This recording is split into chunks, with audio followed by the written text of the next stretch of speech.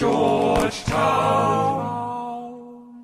Well, hello there, fine people, and welcome back for another extremely casual Monday here in Georgetown. It's the bi-weekly roundup and how you doing sort of video. But before I get on to the how's it going thing, a couple of things I've been thinking about. The first being white hot anger. Now when I was a kid I had a terrible temper and I would just like fly off the handle completely and lose my rag and kick stuff, and it hurt my toes, and so I thought I'm not going to do that anymore. When I was about 11, seriously, I just kind of checked myself and went, oh, that's no good, I'm not going to do that. And ever since I've just not had anger as part of my repertoire. It's been kind of interesting. Whenever anything might make me even remotely angry, I just kind of file it away in an analyse later folder and remove myself from the situation. I'd sort of politely do a sort of reserved response and back away from the confrontation and look at it later. And often I go, oh, I should have said this, and you know, I was right to be angry, and I wish I'd... And then it's too late because you can't bring it up 2 days later because that's making a scene and it's ridiculous. So essentially what I was doing is bottling up anger. And over the last couple of years, particularly in relation to work, I've noticed how unhelpful that is, because it's the difference between being deferential and being assertive, ultimately. It's not about being a sort of crazy tyrant who goes around shouting people out for every little mistake, but it is a really helpful thing to be able to feel and engage with small amounts of anger in a controlled way, because that's how you make progress with your colleagues. You have these micro confrontations where you say, hey, you didn't do that thing that I needed you to do, or you say you did this wrong and can you do it this way in future, and then you move forward. And I've just been totally unable to do that, because whenever anything might make me angry, like I say, I file it away and I think about it for days and days and then go, oh yeah, I should have said or done this. But I'm so sort of worried about that confrontation, and particularly about being wrong, like finding, you know, after bringing something up that actually it was nonsense and the person was right in the first place, that I back away from these things and then suddenly it's too late and I can't deal with them. Anyway, the last couple of weeks particularly, I've felt so unbelievably angry about a couple of different things, and it's not important what, but it's been really great. It's actually felt incredibly positive, because for the first time in forever I felt able to kind of viscerally connect with that anger and act upon it in a human-like way, which is kind of awesome. And I feel like that's going to be a very positive thing moving forward, to feel more comfortable having those micro confrontations with people and saying when I'm not happy about things, because it's been a feature of my working life, particularly for a long time, that I don't bring stuff up that I'm not happy with, and I shy away from those micro confrontations that can be so helpful in moving you forward in work. But I'd be really interested to hear what you think about this, because it's kind of an interesting discussion. Do you think it's... First of all, do you think it's possible to completely cut anger out of your life? And do you think it's helpful? I don't, really, and because I've tried. And secondly, do you think that the opposite is a good idea, that you bring up every tiny little thing that annoys you in the hope that it gets resolved? Because I don't think it's as good. It's just as it's not good to have a great big long list of grievances that you ignore and nurse in your innermost psyche. I think it's a bad thing probably to pull people up on every tiny little thing, and sometimes you've got to let stuff go, but how do you know which is which? Anyway, I would be so interested to hear your take on this thing. Okay, now the other thing I wanted to talk about is just an odd little thing that I've noticed. I mean, I've been aware of it for a long time, but I've not really thought it through until about an hour ago. And it is this. For every person who watches these videos and comments, I reckon there's like 10 or 12 who watch but don't comment. And that's fascinating to me, because I've always thought, without really thinking about it, that I was making these videos talking to the people that comment.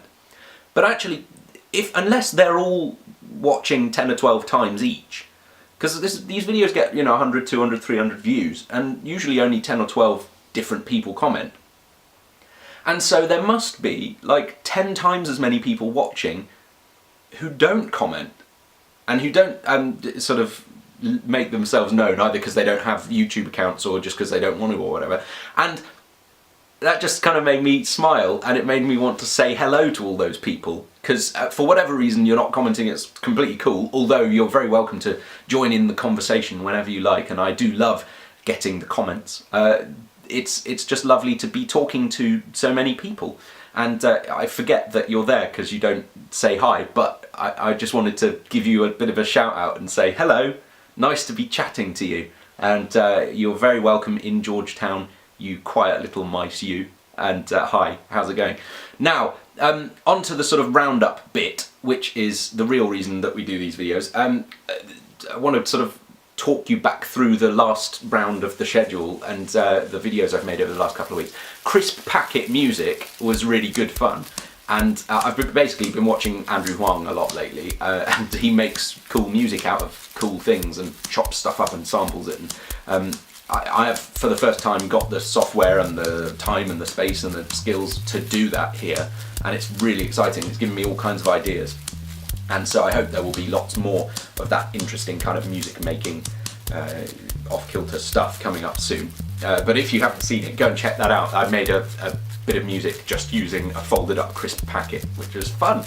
Then I talked about phrases on Tuesday, last Tuesday, sort of nonsense phrases that I don't understand. And actually, loads of them, people have gone away and researched them, and now I understand them. They're brilliant. The worm has turned is a brilliant phrase, it turns out. My friend Graham went and found out what it was actually all about, and it originated as even a worm will turn when you step on it or whatever. And the idea being that even the meekest of creatures, if driven to it, will turn and answer to you if you put them in a position. And actually that's really fascinating because it relates really well to what I was just talking about with anger and stuff. You've got to be prepared to defend yourself and to speak out and to act on your honest feelings, even if you're going to be wrong sometimes. Even a worm may turn if trodden on with a boot. Something along those lines. I think it was Shakespeare or somebody. Anyhow, so that was fantastic, and you can go and watch that video by clicking somewhere.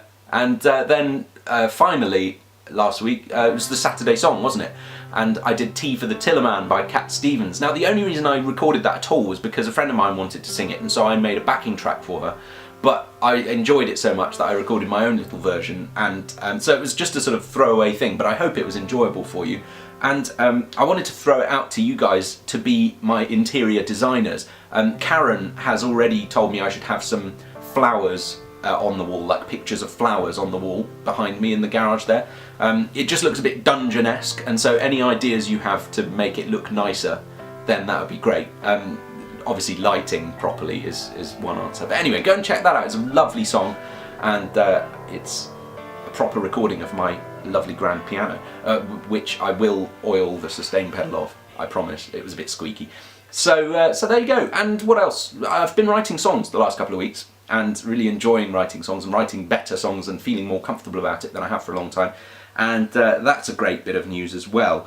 If you're a patron on my Patreon, look out over the next couple of days, because I think I'm going to be uploading a really rough demo of a brand new song that I'm very happy with.